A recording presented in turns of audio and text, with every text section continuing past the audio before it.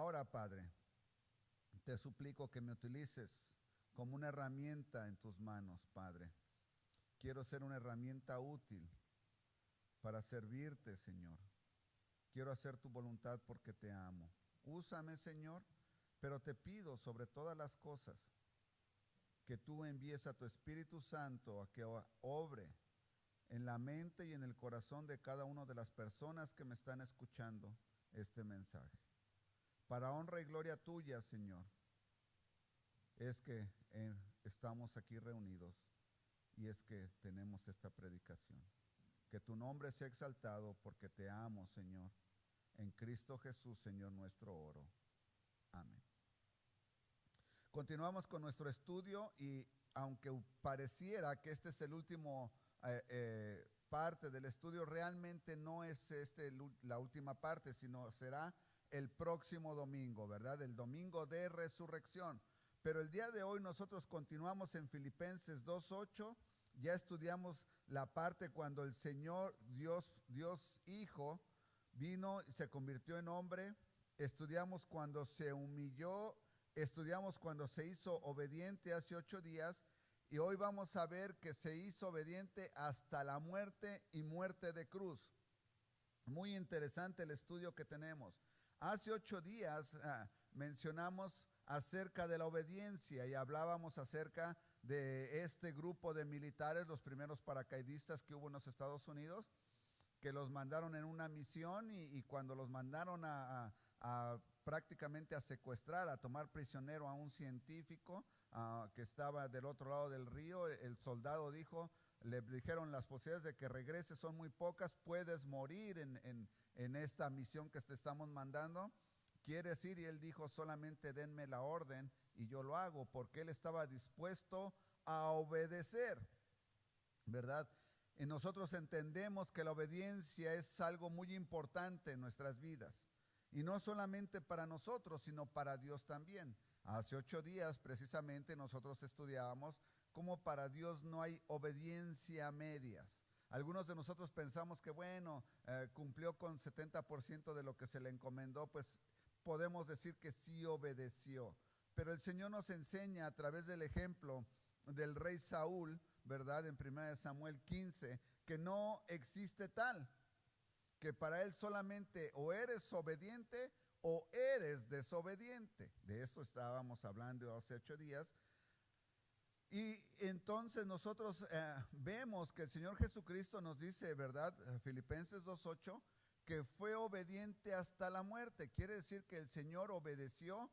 Decíamos que mi concepto, ¿verdad? Recuerdan que les di mi concepto propio de lo que es obediencia. Y obediencia dijimos que es obedecer, llevar a cabo, ¿qué? La mitad de las instrucciones, ¿verdad?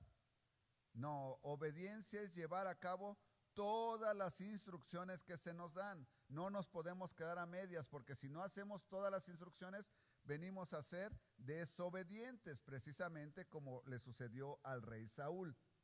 Nosotros queremos ser obedientes, así es que tenemos que llevar a cabo todas las instrucciones. El Señor Jesucristo fue obediente, llevó todas las instrucciones de tal manera que lo llevaron hasta la muerte. Y nos dice Filipenses 2:8, no nada más hasta la muerte, pero dice, hace énfasis y dice hasta la muerte de cruz.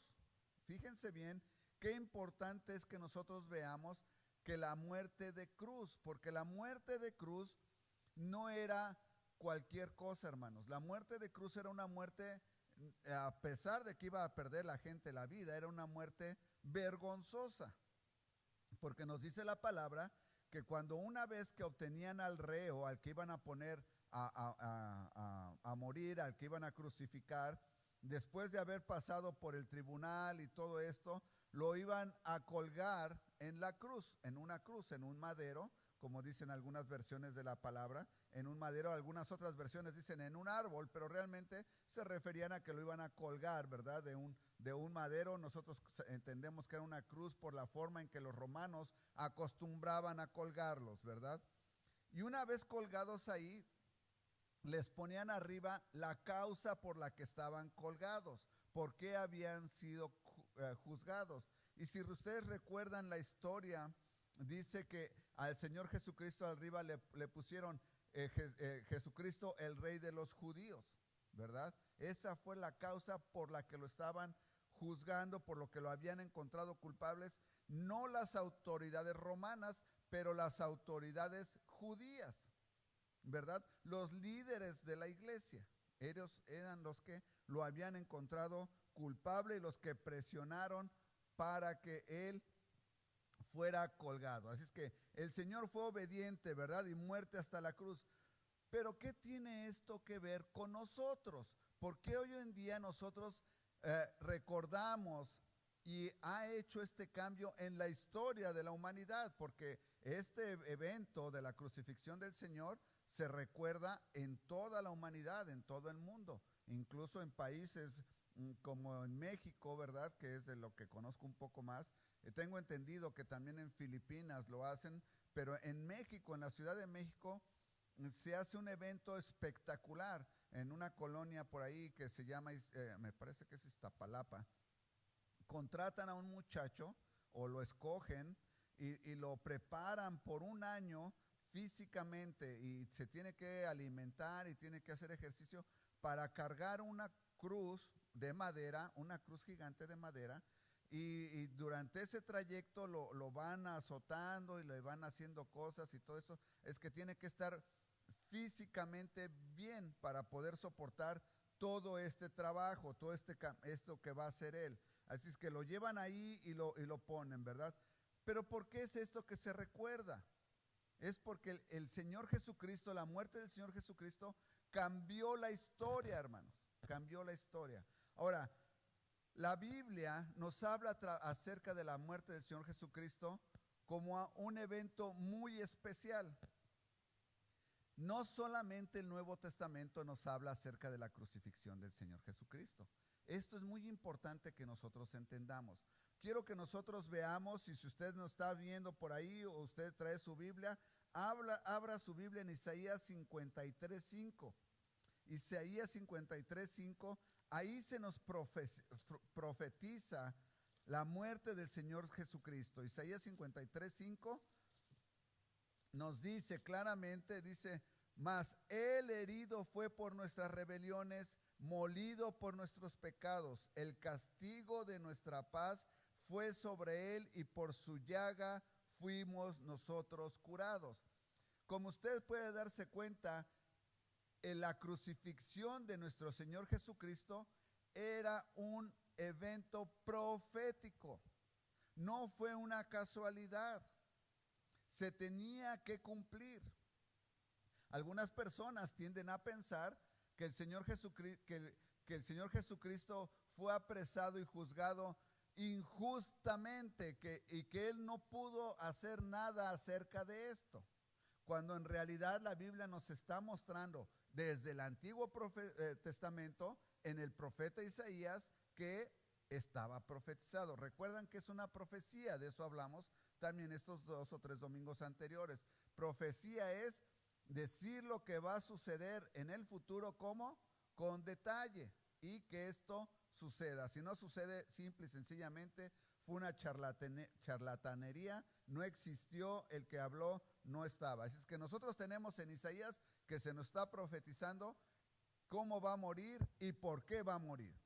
Si vamos a Daniel capítulo 9, versículo 26, nosotros también encontramos ahí que es profético, ¿verdad? En Daniel encontramos, ya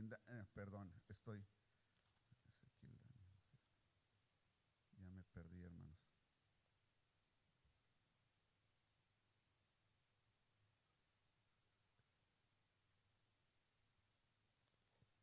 Bueno, en Daniel nosotros también, en Daniel 9:26 dice que será cortado a las 62 semanas. El libro de Zacarías dice que será vendido por 30 piezas de plata, ¿verdad?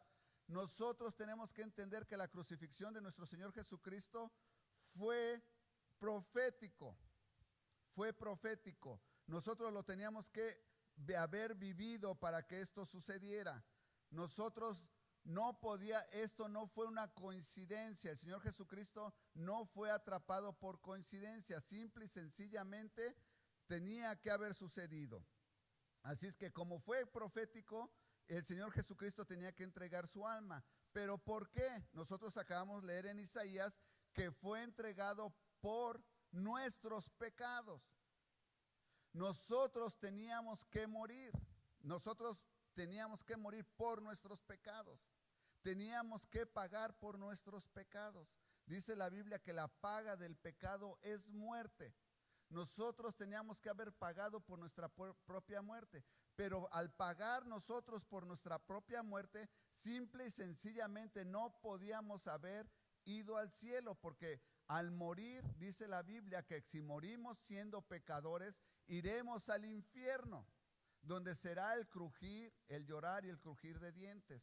Nosotros no podíamos ir al infierno, simple y sencillamente, porque entonces de ahí ya no podríamos salir. Es la muerte eterna. A esa muerte se refiere el libro de Romanos, cuando dice que la paga del pecado es muerte. Así es que si nosotros pagáramos por nuestro propio pecado, nosotros no podríamos ir al cielo, ¿verdad? Porque la paga del muerte. Entonces, ¿quién tenía que pagar por nosotros? Dice Isaías que fue por nuestros pecados, ¿verdad? No había otra solución más que alguien que fuera completamente limpio tenía que pagar por nosotros. Ahora, ustedes recuerdan que en el Éxodo, cuando el pueblo de Israel está cautivo, Éxodo nos explica que la única manera en que el Señor, Dios Padre, saca al pueblo del cautiverio es a través de matar al primogénito de los egipcios, cada primogénito. Pero no solamente era de los egipcios, sino realmente era de todo aquel que fuera desobediente, porque les dijo, van a ir y van a sacrificar al carnero y la sangre del carnero la van a poner en el dintel. Dice, y cuando el ángel de muerte pase, cuando el ángel pase por el campamento y vea la sangre del carnero, no va a entrar ahí. ¿Se dan cuenta? La sangre que tenía que ser derramada, ahora el Señor Jesucristo está siendo Él el que está poniendo esa sangre, pero ahora para rescatarnos a nosotros. ¿A quién estaba rescatando, dijimos? A los que fueron obedientes.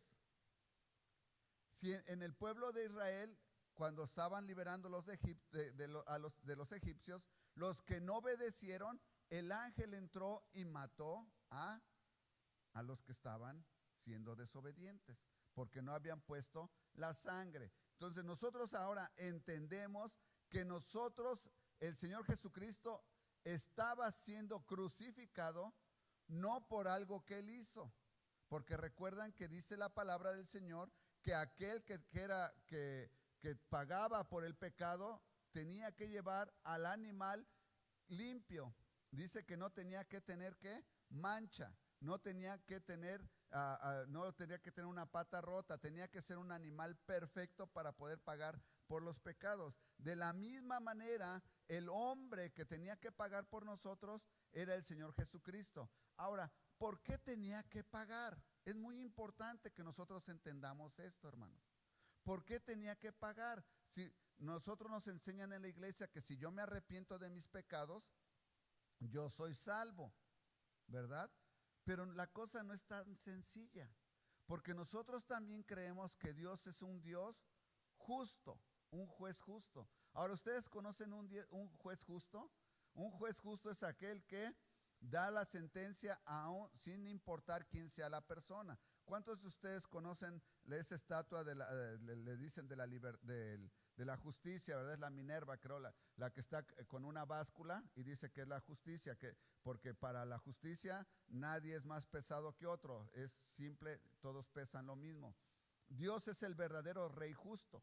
Para Él no hay nadie más pesado que otro. Él le da el mismo peso, pero si la paga del pecado es muerte, entonces quiere decir que yo no tengo escapatoria, ¿no es verdad?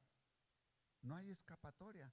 Alguien tiene que pagar por mi pecado. Dios no me va a dejar ir nada más con que yo diga, ay Señor, perdóname, porque es un Dios justo. Sería injusto para los demás que me dejara ir nada más con que yo dijera, perdóname. Alguien tiene que pagar por mi pecado, hermanos. Cuando uno va a la corte y le dan a uno un ticket y dice, va uno al juez y el juez le digo, ay señor juez, yo no tengo dinero para pagar. El juez dice, yo no sé, tú lo tienes que pagar. O lo pagas con cárcel, o lo pagas en pagos, o lo apagas, pero tú lo tienes que pagar. Alguien tiene que pagar por mi pecado. Alguien tiene que pagar por mi pecado. Para que la ira de Dios, porque recuerden que es pecado. Pecado es que ofendemos a Dios con nuestras acciones. ¿Cuándo ofendemos a Dios? Cuando violamos los 10 mandamientos. Los 10 mandamientos para eso nos sirven, para saber cuándo violo yo la voluntad de Dios. Así es que si yo violé la voluntad de Dios, yo ofendí a Dios con mi pecado, ahora yo soy acreedor de un castigo, y ese castigo dice la Biblia que es muerte. Es que si yo creo en un Dios justo, y constantemente estamos hablando de que creemos en un Dios justo, constantemente es que Dios es justo, y si Dios es justo no haría esto, y si Dios es justo esto, y si Dios es justo lo otro. Dios es un Dios justo y Él quiere que nosotros paguemos por nuestro pecado. Pero como ya expliqué, nosotros somos incapaces de pagar por nuestro pecado, porque al pagar por nuestro pecado, perdemos la libertad eterna. Iríamos a la muerte. Pero la justicia se tiene que cumplir, ¿no es verdad? La justicia se tiene que cumplir. Entonces, ¿quién pagó? Dios decidió enviar a su Hijo a la tierra como hombre para pagar por nosotros. Hermano, no sé cuántos de ustedes sepan qué significa la palabra evangelio. Evangelio quiere decir buenas noticias. Buenas noticias son que el Señor Jesucristo vino a la tierra. Son buenas noticias a medias. Pero realmente la noticia a lo que el evangelio se refiere es que el Señor Jesucristo murió en la cruz del Calvario. Esa es la buena noticia. Aunque hoy en día nos parezca tétrico decir, ¿cómo me puedes decir que esa es una buena noticia? Bueno, pues si nos ponemos a pensar un poco, es una buena noticia porque nos rescata a nosotros. Por eso es que es una buena noticia. Él murió para rescatarme a mí de la muerte. Ahora el Señor Jesucristo vino, estuvo entre nosotros, y dicen que si se escribieran con el detalle con que se escribió los 3 últimos días de su vida, si se escribiera de esa manera los últimos 3 años de su vida, se llenarían volúmenes de 8,000 y tantas páginas de todo lo que Él hizo. Sin embargo, el Señor Jesucristo no vino a enseñarnos doctrina. No fue su primer paso. No vino a enseñarnos cómo tratar a nuestros prójimos. Eso no era lo principal. No vino a enseñarnos que le deberíamos de dar de comer a los pobres.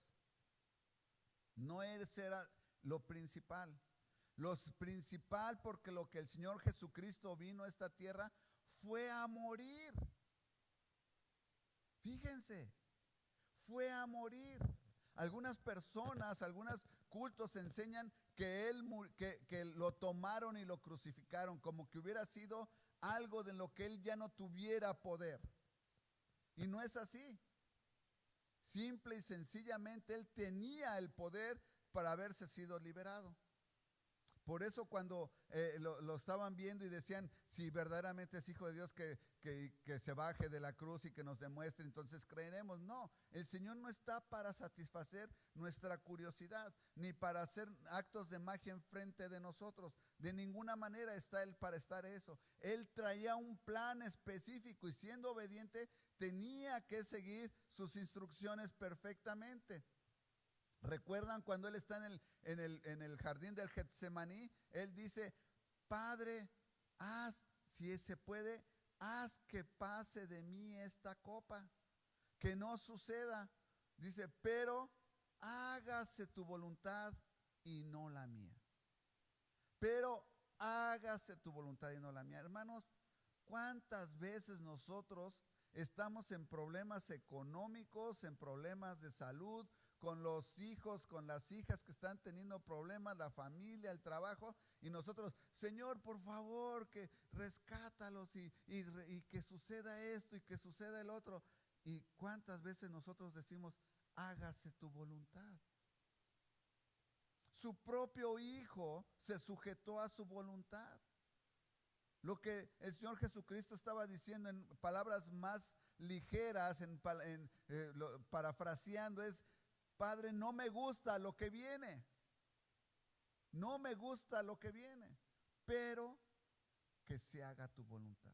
Es más importante para mí, oh Dios, que se haga tu voluntad a que se haga mi voluntad. ¿Cuántas veces nosotros tomamos esa opción? No.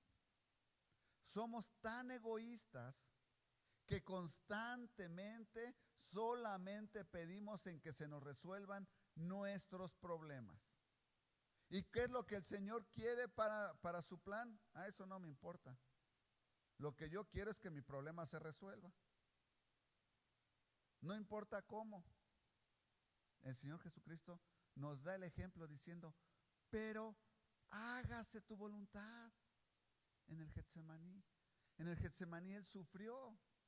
Él iba con sus apóstoles y les dice, velad conmigo. Él les pedía que vigilaran y oraran mientras Él oraba. Y ellos se quedan dormidos, porque para ellos no era tan importante. Y viene otra vez con el sufrimiento y los despierta y le dice, no puedes orar, no puedes velar, no has podido velar. Y otra vez se va a orar y otra vez regresa y les dice, ok, ya es hora de dormirse, duérmanse, porque la hora ha llegado en que el Hijo del Hombre será entregado. Será entregado, hermano. Fíjense bien, Él puso su vida. Nadie lo obligó. Vamos a ver Juan 10, del 17 al 18. Dice, por eso me ama el Padre, porque yo pongo mi vida para volverla a tomar. Nadie me la quita, sino que yo de mí mismo la pongo. Nadie le quita la vida al Señor. Él la entregó, hermanos. Olvídese del Jesucristo que ponen y que en esas obras de teatro que lo ponen todo débil y lo ponen todo pálido y lo ponen así. Él entregó su vida, Él les dio el poder, la oportunidad de tomar su vida. Recuerden que la imagen del Hijo de Dios que nosotros tenemos hoy en día en nuestra cultura es el tipo europeo, blanco, rubio, con unas manos bien débiles, bien bonitas, la piel que toda lisita, suavecita, los pies todos así. Cuando en realidad, hermanos, eso no coincide con la realidad de la Biblia. El Señor Jesucristo era carpintero de profesión. Por lo menos se había dado 3 o 4 martillazos en su vida, tenía callos en su mano y si no es que uñas moradas, ¿verdad? Sus manos eran calludas. Los hebreos tienden a ser del color similar a los hispanos, es de color de piel oscura, ¿verdad? Así es que los pies no coinciden con la imagen de hoy en día de unos pies suaves, así sin callos, porque usaban guaraches, sandalias, andaban caminando por la tierra todo el tiempo. Es que tenía que tener unos pies rudos, fuertes. Es que no crea esa historia de que en el Señor Jesucristo que nos ponen. Por eso es que la Biblia nos dice que no nos hagamos imágenes. Vamos a pensar simplemente en Él como una deidad. Él no lo tomaron ni lo mataron injustamente. Él entregó su vida. Él entregó su vida porque ese era el plan de Dios Padre. Y Él estaba cumpliendo con el plan de Dios Padre. Y el plan de Dios Padre era que Él siguiera todas las instrucciones. Estaba entregando su vida, dice, nadie me la quita, sino que yo de mí mismo la pongo. Tengo poder para ponerla y tengo poder para volverla a tomar. Este mandamiento recibí de mi Padre. Él entregó su vida, hermanos, para pagar por aquel pecador. ¿Quién es ese pecador? Soy yo, hermanos. Ustedes pueden decir su nombre en ese momento. Vino a pagar por usted. Fíjese bien. Primera de Corintios 15:3 nos dice: porque primeramente os he enseñado lo que asimismo recibí, que Cristo murió por nuestros pecados conforme a las Escrituras. No murió de gratis, hermanos. Aunque algunas personas definitivamente lo ven así, que Él murió gratuitamente. ¿Por qué? Porque deciden tristemente no seguir a Cristo. Él murió para pagar por tus pecados, te quiere rescatar. Y algunas personas con las que he hablado dicen: pero yo soy muy feliz así. Yo hago drogas, bailo o fumo, me alcoholizo y todo lo que ustedes quieran hacer. Están muy contentos con hacer eso, cuando en verdad dice que pueden estar contentos en este momento, pero a la hora de entregar el espíritu, el cuerpo y el espíritu esté frente al gran juez, va a ser el llorar y el crujir de dientes cuando el Señor le pregunte al ángel: ángel, ve si en el libro de la vida está escrito el nombre que usted quiera ponerle ahí.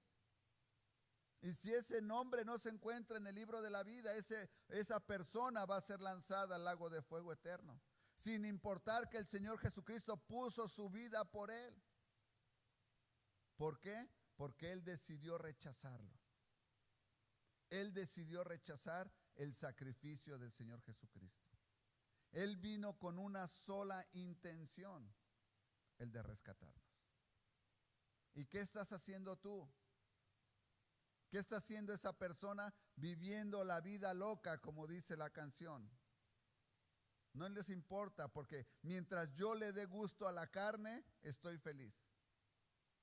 En algunas ocasiones, hermanos, si no es que la mayoría de las veces, nosotros actuamos así, ¿verdad? Nosotros actuamos: no me importa nada mientras yo en este momento me divierta. Y eso lo estamos viendo constantemente con nuestros jóvenes hoy en día. Yo tengo algunos compañeros en el trabajo, los cuales viven constantemente solamente pensando en jugar videojuegos. Les preguntan si piensan casarse y dicen que no, que para qué. Tienen una computadora, pueden hacer lo que les gusta todo el tiempo, no tienen absolutamente ningún interés en casarse, ¿verdad? ¿Por qué? Porque no han madurado. Nada más quieren que satisfacerse a sí mismos. Nada más queremos tener mi satisfacción. Y déjenme ser enfático, que la satisfacción es temporal. La satisfacción de lo que usted está haciendo en este momento tiene un principio y tiene un fin.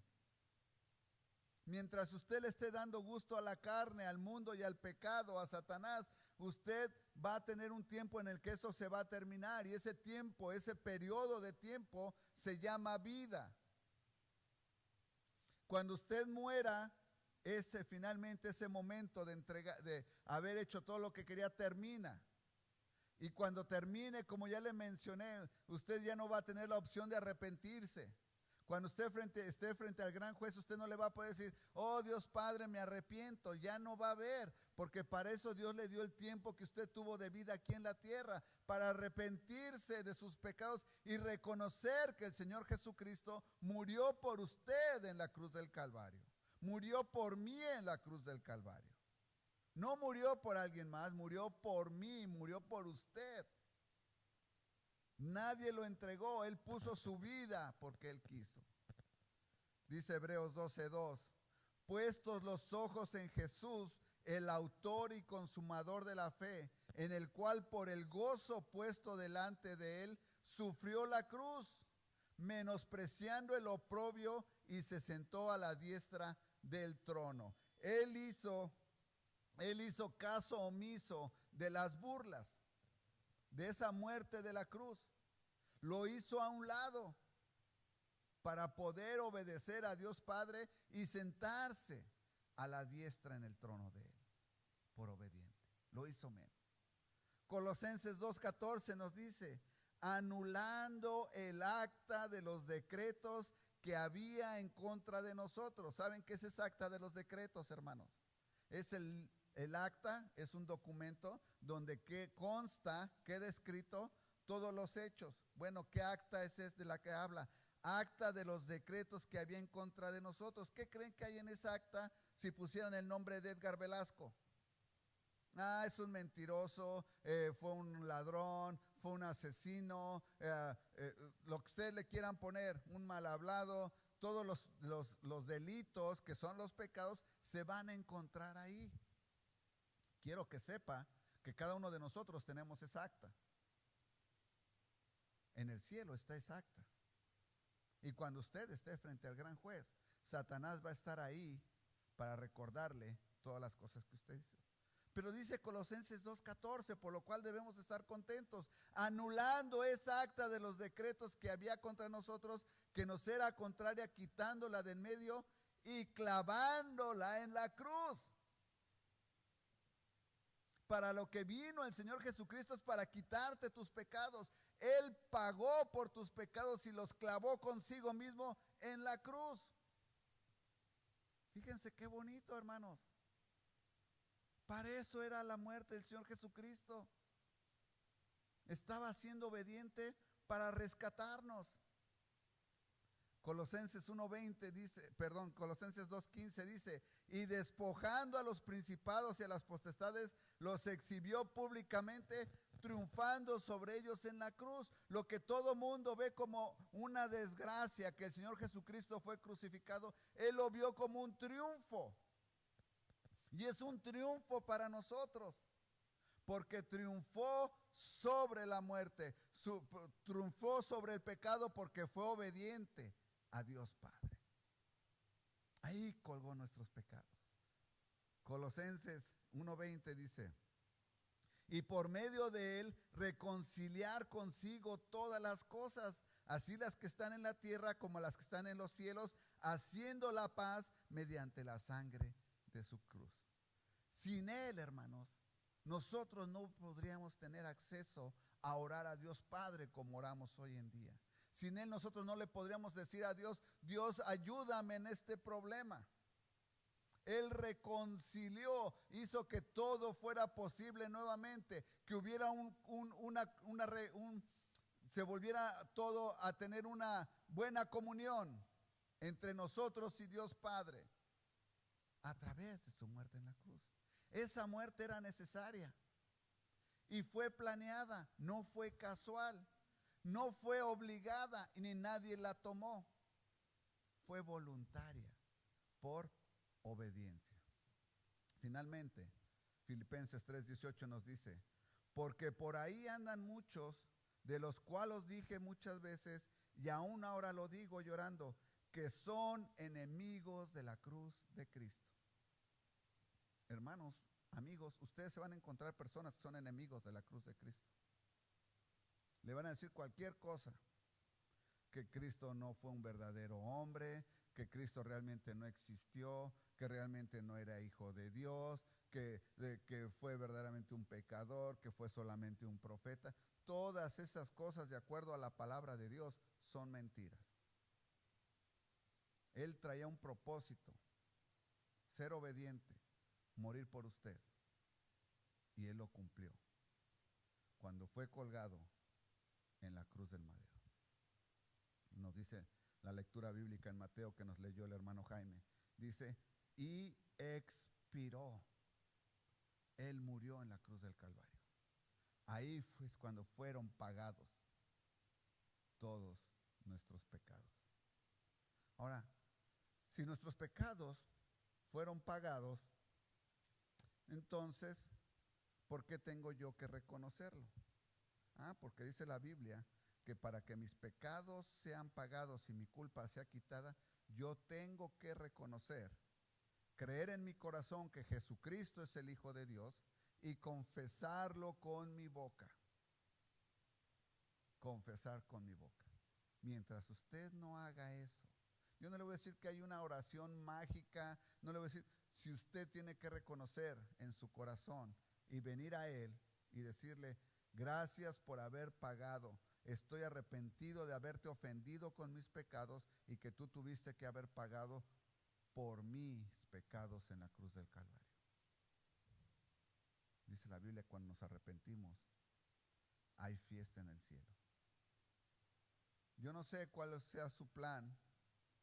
Yo no sé cómo está viviendo su vida usted el día de hoy. Pero sí le digo que el Hijo de Dios murió para rescatarlo. Y que si usted va al infierno, es su propia decisión. Nadie lo va a enviar. Yo he escuchado decir personas, pues que sea lo que Dios quiere. Déjeme decirle que la Biblia dice que lo que Dios quiere de nosotros es que seamos santificados. Dice que sea lo que Dios quiere. Realmente lo que estamos diciendo es, bueno, quiero seguir viviendo la vida loca. No quiero vivir una vida santa para Dios. No importa que Él haya muerto en la cruz del Calvario. Si usted piensa así, déjeme decirle que usted es un poco desvergonzado. Pero allá usted. Porque tarde o temprano usted va a encontrarse con la realidad de que va a estar frente a un gran juez. Y cuando el gran juez le diga, ¿y tú no aceptaste la muerte de mi hijo en la cruz para pagar por tus pecados? Usted va a lamentarse el haber vivido esta vida, la vida loca. Tengamos una palabra de oración, hermano. Gracias te doy, Señor, nuevamente por la oportunidad que nos has dado de congregarnos, Señor. Gracias, Padre, porque podemos recordar tu muerte en la cruz del Calvario. Perdona, Padre, nuestros pecados.